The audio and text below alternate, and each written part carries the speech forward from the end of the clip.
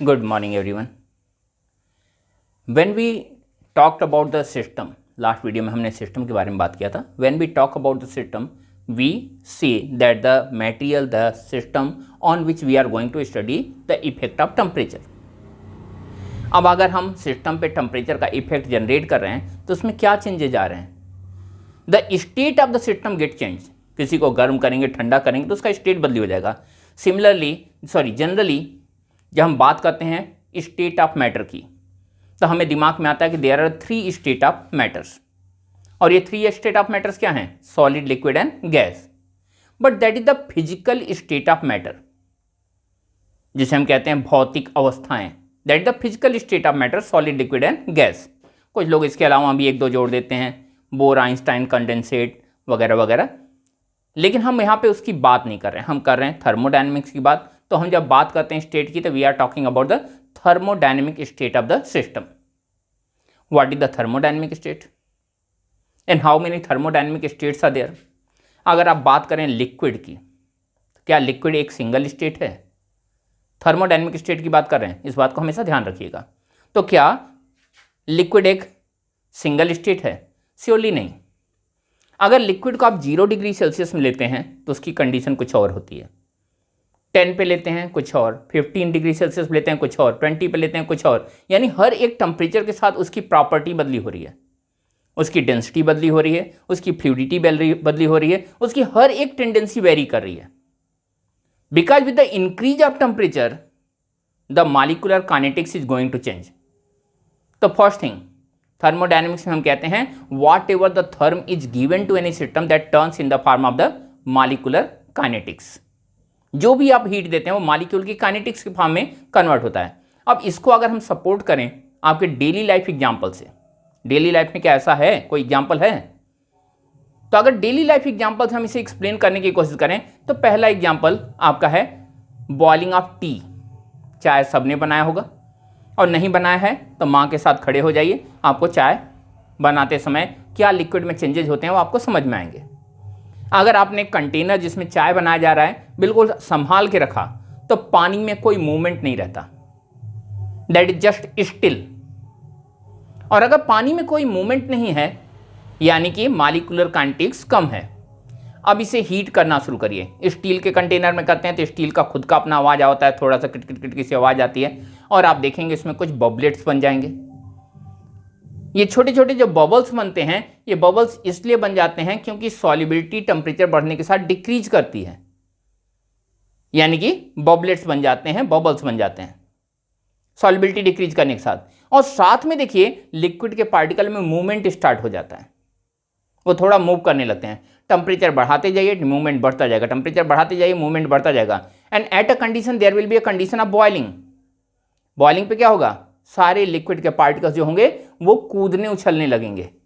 उछलने कूदने क्यों लगेंगे? क्योंकि उसकी एनर्जी बहुत ज़्यादा हो चुकी है, और उससे भी ज़्यादा होगी, लेटेंट हीट गेन करके वो गैस में कन्वर्ट हो जाएंगे. So whatever the heat you are giving, that heat turns in the form of molecular kinetics. Clear? अब फिर से हम आ जाते हैं स्टेट ऑफ मैटर पे. What is the state of matter? हमने कहा कि thermodynamic state of matter is the condition of the different kinetic energy, you can say molecular kinetic energy, internal energy, or you can say there are infinite number of the thermodynamic state. और किस पे dependent है? सोली temperature पे. क्या और भी factors हैं जो कि थर्मोडायनेमिक स्टेट को एक्सप्लेन कर पाते हैं? The factors which determines the state of matter that is called state function. तो हम मेनली जो पढ़ने जा रहे हैं वो हम पढ़ने जा रहे हैं स्टेट फंक्शन. और जब हम स्टेट फंक्शंस की बात करते हैं तो what are the major state functions? Pressure, volume and temperature. Pressure, volume and temperature, these are the 3 major state functions. और अगर ये मेजर स्टेट फंक्शंस हैं तो हम इसे पढ़ किस लिए रहे हैं? पहले पर्पज भी देख लेते हैं. What is the purpose of studying? हम यहां पे देख रहे हैं स्पॉन्टेनिटी ऑफ द प्रोसेस. तो सबसे पहले what do you mean by the spontaneity? Spontaneous क्या होता है? अगर हम एक प्रॉपर वर्डिंग यूज करें तो हम कहेंगे proceeding of any process in absence of any external influence is called spontaneity. अगर कोई भी प्रोसेस चल रहा हो आफ्टर इनिशिएशन, स्टार्ट कर दिया उसके बाद वो प्रोसेस चल रहा हो, तो अगर प्रोसेस अपने आप चलता जा रहा हो that is called the spontaneous process and the phenomena is called the spontaneity. For example, आपके घरों में गैस बर्नर में गैस जलाते हैं। मम्मी क्या करती हैं, गैस को ऑन किया, लाइट कर दिया, लाइट करने के साथ क्या होता है, बर्नर में गैस जलनी शुरू हो जाती है। और कब तक जलती है, जब तक या आप खुद से बंद ना कर दें या फिर जब गैस ना खत्म हो जाए, क्योंकि ऑक्सीजन तो खत्म नहीं होने वाला, तो गैस ही खत्म होगा। तो यहां पे या तो गैस खत्म हो जाए या तो आप बंद कर दें, that is the spontaneous process. अगर मैं इस पेन को यहां से छोड़ दूं तो छोड़ने के बाद क्या होगा, ये पेन नीचे को जाएगा, यानी नीचे के जाने का प्रोसेस जो है वो स्पॉन्टेनियस है। और अगर मैं इसे यहां रख दूं और इसे छोड़ दूं, पूरी लाइफ ये ऊपर उड़ के नहीं जाएगा, बगैर एफर्ट के, एफर्ट लगाओगे ऊपर चला जाएगा, बगैर एफर्ट के ये ऊपर नहीं जा सकता। सो ये नीचे जाने का प्रोसेस क्या है, स्पॉन्टेनियस प्रोसेस। अब यहां पे कुछ स्पॉन्टेनियस प्रोसेस के बारे में हम देखते हैं। अगर हम अर्थ पे हैं और यहां पे हैं हम, और यहां से हमने किसी पेन को हमने छोड़ा तो ये जाता है नीचे। लेकिन अगर हम यहां पे हैं और यहां से हमने छोड़ा पेन, तो यहां कहां जाएगा, इधर नीचे को जाएगा। अगर हम यहां पे हैं और यहां से हमने पेन को छोड़ा, तब कहां जाएगा, ये फिर से नीचे जाएगा। और सेम यहां पे किस डायरेक्शन में जाएगा, यहां पे जाएगा। यानी यहां पे नीचे का कॉन्सेप्ट अर्थ के रिस्पेक्ट में है, और ये जा कहां रहा है, हर बार it is moving towards the centre of the earth, it is moving in the direction where the gravity becomes zero. तो यहां पे always the system moves from higher gravity to lower gravity. और अगर पोटेंशियल एनर्जी के term में देखें, from higher potential energy to the lower potential energy. दूसरा, अगर हम टेम्परेचर का मूवमेंट देखें, हीट का मूवमेंट देखें, तो हीट कहां से मूव करता है, from higher temperature to the lower temperature. Amount of energy matter नहीं करता, सिर्फ टेम्परेचर मैटर करता है।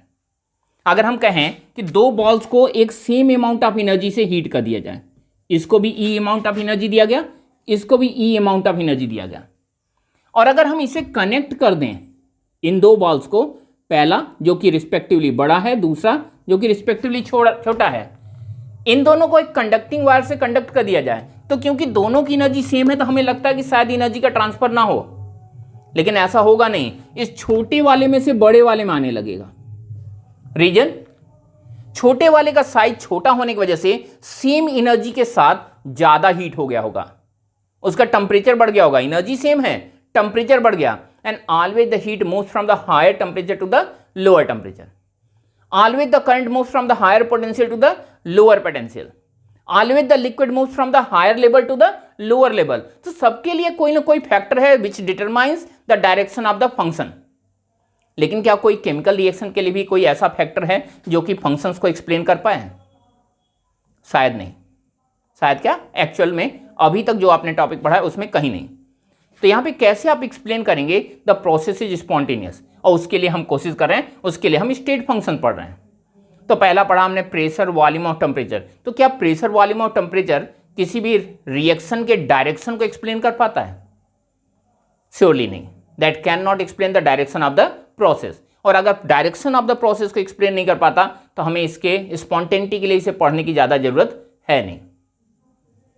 तो हम नेक्स्ट टॉपिक देखते हैं। नेक्स्ट टॉपिक क्या है? नेक्स्ट टॉपिक है आपका, नेक्स्ट फैक्टर है that is the internal energy.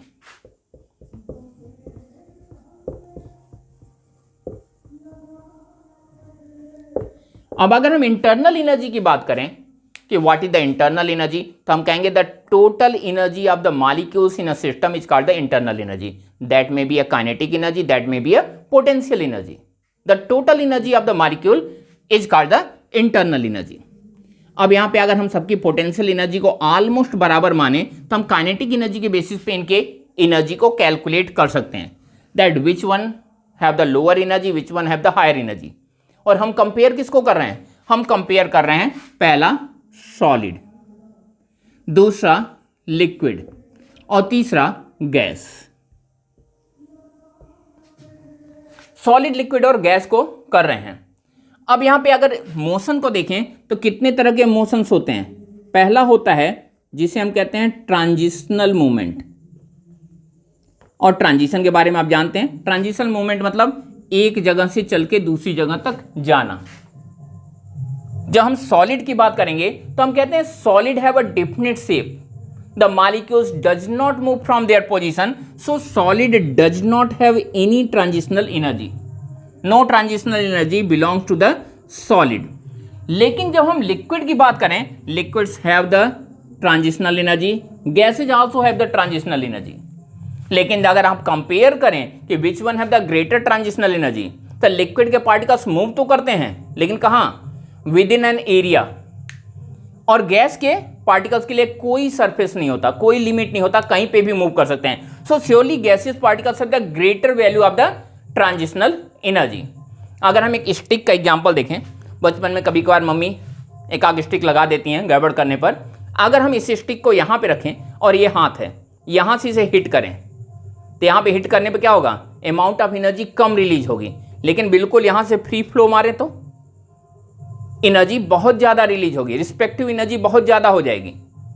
तो यहाँ पे गैस की एनर्जी ज़्यादा होती है, लिक्विड की एनर्जी कम होती है, सॉलिड की एनर्जी कम होती है in term of the transition. दूसरे तरह का मोशन क्या होता है, that is the rotational.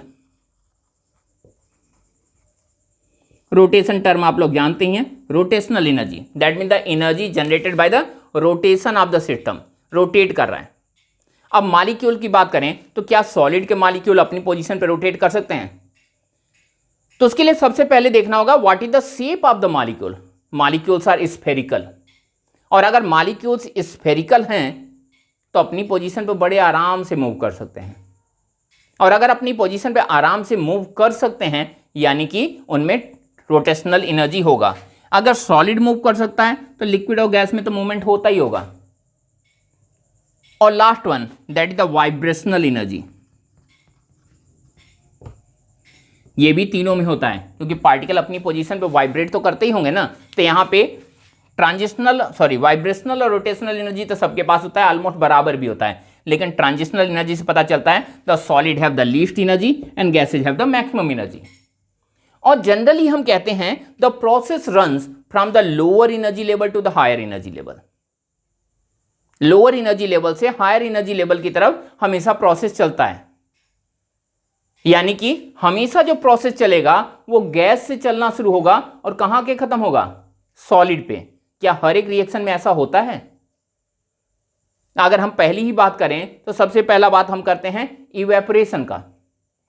Evaporation क्या होता है, लिक्विड कन्वर्ट होता है गैस में। सब्लिमेशन, सॉलिड कन्वर्ट होता है गैस में। होना चाहिए था गैस को लिक्विड या सॉलिड में, लेकिन हो क्या रहा है, उल्टा हो रहा है। और क्यों उल्टा हो रहा है इसके बारे में हमें कुछ भी नहीं मालूम। इसके बारे में ये स्टेटमेंट एक्सप्लेन नहीं कर सकता। यानी कि the internal energy is not a factor which can determine the direction of flow of process, the chemical reaction. लेकिन अगर हम इंटरनल एनर्जी की बात करें तो इंटरनल एनर्जी को U से शो करते हैं, and internal energy equal to heat plus work, या delta U equal to Q plus W, and this is the relation in between internal energy, heat and work। और यहाँ पे ये बात क्लियर हो गई, the internal energy is not a state function which can determine the direction of any process। अब ऐसा है तो हम इन दो बचे हुए फैक्टर्स को देखते हैं, और इनमें से पहले मैं वर्क देख रहा हूं। बुक में पहले हीट दिया हुआ है, लेकिन मैं पहले वर्क देख रहा हूं। और वर्क को हम देख रहे हैं कि how the work can be calculated. क्या वर्क यहां पे एक्सप्लेन कर पा रहा है? अब अगर हम बात करें वर्क से किसी प्रोसेस के चलने के लिए, तो हम यहां पे पहले ही ये कह देते हैं कि what are the spontaneous process which does not need any effort for the proceeding of the process. तो वर्क तो खुद में एक एफर्ट की तरह ही ट्रीट किया जाता है। तो वर्क ऐसा कोई फैक्टर नहीं है जो कि रिएक्शन के डायरेक्शन को डिटरमाइन कर सके। वर्क तो हमेशा सिस्टम करता है या फिर उसे मिलता है या वो देता है, वो एक्सटर्नल फैक्टर की तरह ही ट्रीट ही किया जाता है। अब अगर हम देखें तो सबसे पहले हम वर्क देखने से पहले एक लॉ देख रहे हैं। That is called the ideal gas equation. और आइडियल गैस इक्वेशन में आपने 3 इक्वेशंस का वो रिलेशन है। एक साइंटिस्ट थे जिनका नाम था मिस्टर अवागैड्रो, और अवागैड्रो ने क्या कहा? अवागैड्रो ने कहा at fix temperature and pressure, अगर टेम्परेचर और प्रेशर फिक्स हो, then the volume of any gas is directly proportional to the number of moles. एक एग्जांपल से इस बात को एक्सप्लेन करूं, अगर टेम्परेचर और प्रेशर स्टैंडर्ड हो, STP standard temperature and standard pressure, then the volume of 1 mole of substance will be 1 mole of gas will be 22.6 litre, independent of the nature of the particle gas. Hydrogen का भी volume 22.6 litre होगा, helium का भी होगा 1 मोल का उतना ही, वही होगा ऑक्सीजन का, वही होगा कार्बन डाइऑक्साइड का, वही होगा मीथेन का। मॉलिक्यूलर मास सबके बहुत अलग अलग हैं, कार्बन डाइऑक्साइड का 44 है, हाइड्रोजन का सिर्फ 2 है, लेकिन 1 मोल हाइड्रोजन जिसमें 1 अवागैड्रो नंबर ऑफ पार्टिकल्स होते हैं उसमें उतना ही वॉल्यूम होता है। So according to Avogadro the number of moles are proportional to volume. Similarly एक और साइंटिस्ट थे जिनका नाम था मिस्टर बॉयल, और इनके लॉ को हम कहते हैं बॉयल्स लॉ। और बॉयल्स लॉ क्या कहता है? बॉयल्स लॉ कहता है कि the volume of any gas is inversely proportional to the pressure applied, P is inversely proportional to V। अगर हम इस रिलेशन को अपने डेली लाइफ में देखें तो आपको एग्जाम्पल देखना होगा साइकिल पंप का। आई थिंक साइकिल पंप सबने देखा है, कभी न कभी साइकिल में हवा भरा होगा। अगर हम ये मान लें कि ये साइकिल पंप है और यहाँ पे आपने प्रेशर डाला, तो प्रेशर डालने पे क्या होगा? ये साइकिल पंप नीचे दब जाएगा, जो उसका वाशर होता है वो नीचे दब जाएगा, और जब ये नीचे दबेगा तो वॉल्यूम क्या होगा? वॉल्यूम कम हो जाएगा। तो lesser the pressure, sorry greater the pressure lesser the volume. और अगर प्रेशर कम करेंगे तो फिर उसे वापस चला जाएगा। साइकिल पंप के आगे का जो नोजल होता है जिससे हवा निकलता है उसे बंद कर दीजिए और उसे दबा दीजिए, प्रेशर कम हो गया, अब अचानक से प्रेशर कम कर दीजिए, क्या होगा? फिर से वो झटक के पीछे चला जाएगा, यानी वॉल्यूम क्या हो गया? फिर से एक्सपैंड हो गया। तो यहाँ पे आप कहते हैं P is inversely proportional to V। कब? At constant temperature and number of moles. और ये क्या था? At constant temperature and pressure. तीसरा लॉ दिया मिस्टर चार्ल्स ने, और इन्होंने क्या कहा? इन्होंने कहा the volume of any gas is directly proportional to temperature. छोटी क्लासेज में थर्मल एक्सपेंशन के बारे में ऑलरेडी पढ़ चुके हैं, तो इसके बारे में ज़्यादा कुछ बताने की जरूरत नहीं है। जितना ज़्यादा आप टेम्परेचर बढ़ाते जाएंगे तो टेम्परेचर बढ़ने से क्या होगा? जितना टेम्परेचर बढ़ेगा वॉल्यूम ऑफ गैस बढ़ जाएगी। अगर आपने कभी ध्यान दिया है तो अगर बैलून को हम थोड़ा सा गर्म कर दें तो फूट जाता है। क्यों फूट जाता है? क्योंकि गर्म होते ही उसके अंदर की गैस एक्सपैंड कर जाती है, और ऑलरेडी वो फूला हुआ है तो उसके रबर की और इतनी कैपेसिटी नहीं होती कि वो और ज़्यादा इलास्टिसिटी शो करे, और वो फट जाता है। गर्मी के दिनों में ऐसा कहा जाता है कि गाड़ियों के टायर्स में हवा कम रखिए, क्योंकि जब गाड़ी, गर्मी का सीजन है, ऑलरेडी गर्म है, और उस रोड पे, गर्म रोड पे जब गाड़ी चलेगी तो फ्रिक्शन से टायर और गर्म होगा तो उसके फटने के चांसेस बढ़ जाएंगे। अब इन तीनों लॉ को अगर हम एक साथ मिक्स करें तो आप लिख सकते हैं, या इसको हम वॉल्यूम के टर्म में लिख देते हैं, थोड़ा सा हमें समझाने में आसानी रहेगी या साथ सॉल्व करने में। तो आप लिख सकते हैं 1/P is proportional to V। तीनों को करें इक्वेट, तो ये हो गया आपका NT/P equal to, sorry, is proportional to V। P को या V को इधर एक तरफ ले आएँ तो ये हो गया आपका PV is proportional to NT। और एक प्रोपोर्शनैलिटी कांस्टेंट लगा दें तो ये हो गया आपका PV equal to nRT। R क्या है? इसी को हम कहते हैं यूनिवर्सल गैस कांस्टेंट। तो यहाँ पे ये है, इस रिलेशन को हम कहते हैं आइडियल गैस इक्वेशन।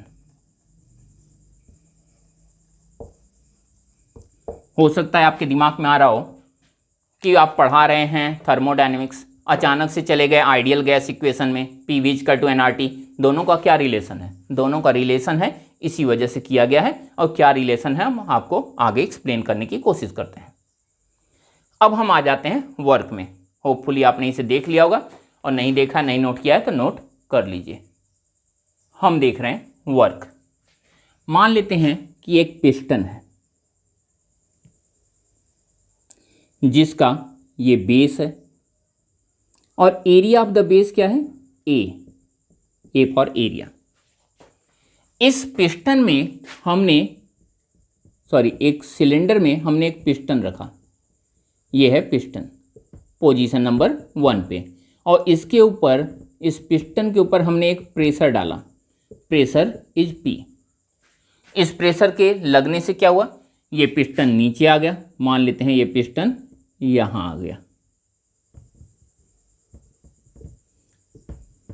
और ऐसा होने से यहां तक ये जो चला, ये डिस्प्लेसमेंट हो गया D। तो यहां पे अगर वर्क देखें इस फोर्स के रिस्पेक्ट में, यहां पे हम इसे फोर्स के टर्म में लेते हैं, तो फोर्स के रिस्पेक्ट में देखें तो आपको मालूम है that work W equal to force into displacement, क्योंकि cos थीटा की वैल्यू 1 है इसलिए सिर्फ FD लेके छोड़ दिया है। Then work equal to force into displacement. अगर यहां से यहां तक आने पर जो वॉल्यूम वेरी किया है, अगर इस वॉल्यूम की वैल्यू हो डेल्टा V, तो हम इसको देख रहे हैं फोर्स इनटू डिस्प्लेसमेंट। तो फोर्स इक्वल टू क्या होता है, या प्रेशर इक्वल टू क्या होता है, प्रेशर इक्वल टू होता है फोर्स अपॉन एरिया, ये तो सबको मालूम है। Applied force upon area equal to pressure, then pressure equal to force upon area. So force equal to क्या हो गया, अगर इस ए को यहां ले आएंगे तो हो गया आपका प्रेशर इनटू एरिया। ये तो हो गया पहला रिलेशन, पहला तो एक्चुअली यहां पे है, ये दूसरा रिलेशन। दूसरा अगर हम देखें वॉल्यूम क्या होता है, वॉल्यूम के लिए अगर हम फार्मूला देखें तो वॉल्यूम होता है area of the base into height. कोई भी देख लीजिए, जैसे आप इसका देखें सिलेंडर का तो होता है pi r square H.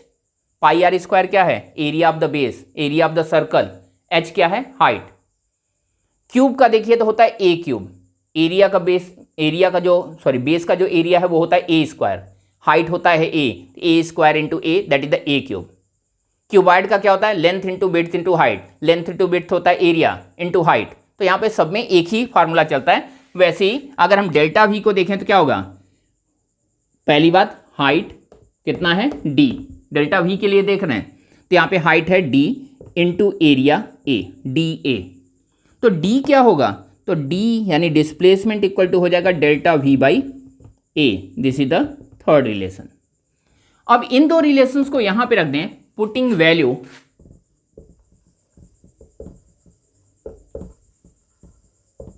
In equation number 1। शायद थोड़ा ज्यादा ऊपर हो गया, थोड़ा नीचे लिख देते हैं, putting value in equation number 1। अब यहां पे अगर वैल्यू रखेंगे तो वर्क ही रहेगा W। फोर्स क्या हो जाएगा, फोर्स यहां पे लिखा हुआ है force equal to pressure into area, ये हो गया pressure into area into distance क्या हो गया, delta V by a, delta V by a से कैंसिल हो गया, तो बचा क्या, W equal to P delta V। According to ideal gas equation,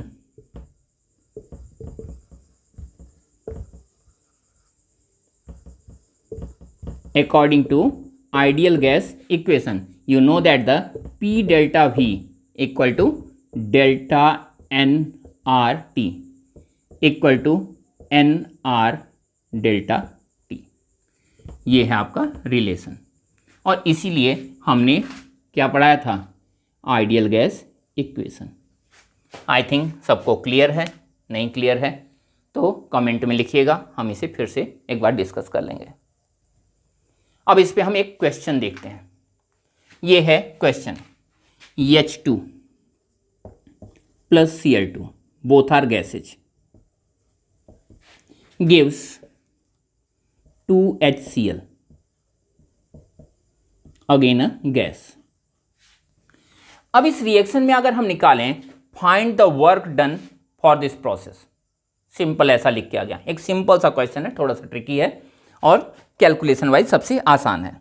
तो यहां पे अगर हम कहेंगे find the work done in the process, कितना वर्क हुआ, फार्मूले जो हैं इसमें से देखें कौन सा फार्मूला लगता है। तो यहाँ पे पी डेल्टा वी तो कहीं मिल नहीं रहा, कहीं पे हमने डेल्टा वी की वैल्यू दी नहीं है, ना ही प्रेशर की वैल्यू दी है। एन आर डेल्टा टी भी नहीं हो रहा क्योंकि टेम्परेचर नहीं दिया है, तो बचा आपका यही delta N R T. R की वैल्यू क्या है मालूम नहीं, कि मालूम है ये गैस यूनिवर्सल गैस कांस्टेंट है तो इसकी वैल्यू फिक्स होगी, ये वैल्यू वेरी नहीं करेगी। बचा आपका टेम्परेचर टी, अगर नहीं दिया है तो स्टैंडर्ड कंडीशन मान लो, अदरवाइज ये दिया रहेगा। हम मान लेते हैं कि टेम्परेचर गिवन है और दैट इज द 300, तो आपके पास क्या है टी इक्वल टू 300। आर की वैल्यू फिक्स होती है, जूल में निकालेंगे आंसर तो 8.3।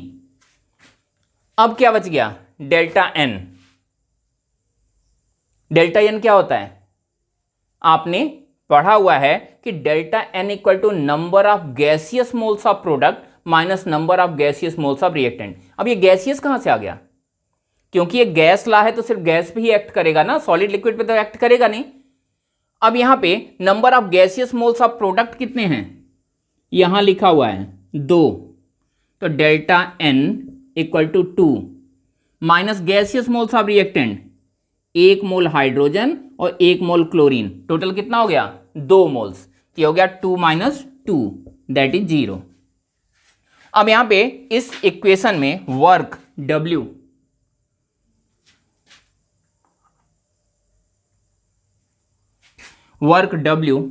Equal to delta N R T में डेल्टा एन की वैल्यू क्या हो गई 0, तो ओवरऑल वर्क क्या हो जाएगा 0, क्योंकि 0 into any value equal to 0। और यही रीजन था कि मैंने आर और टी की वैल्यू इस क्वेश्चन में दी ही नहीं थी, ठीक है ना। तो यहां पे डेल्टा एन क्या है, number of gaseous moles of product minus number of gaseous moles of reactant. अगले क्लास में अगले वीडियो में हम कुछ इस पे क्वेश्चन देख के फिर उसके आगे चलेंगे। नेक्स्ट वीडियो बहुत इंपॉर्टेंट वीडियो होगा, क्योंकि नेक्स्ट वीडियो में हम देखने जा रहे हैं CP-CV relation which is also known as Mayer's formula. तो हम यहाँ पे मेयर्स फार्मूला का डेरिवेशन करेंगे। ऐसा मान के चल सकते हो कि पूरे 11th में अगर कोई एक डेरिवेशन एग्जाम पीरियड में आता है तो होता है CP-CV रिलेशन, वो होता है मेयर्स फार्मूला। फिजिक्स में भी आता है, केमिस्ट्री में भी आता है, so that is very very important. तो आज के लिए इतना ही, नेक्स्ट वीडियो में मिलते हैं, तब हम डिस्कस करेंगे heat capacity and CP-CV relation. तब तक के लिए thank you and have a nice day.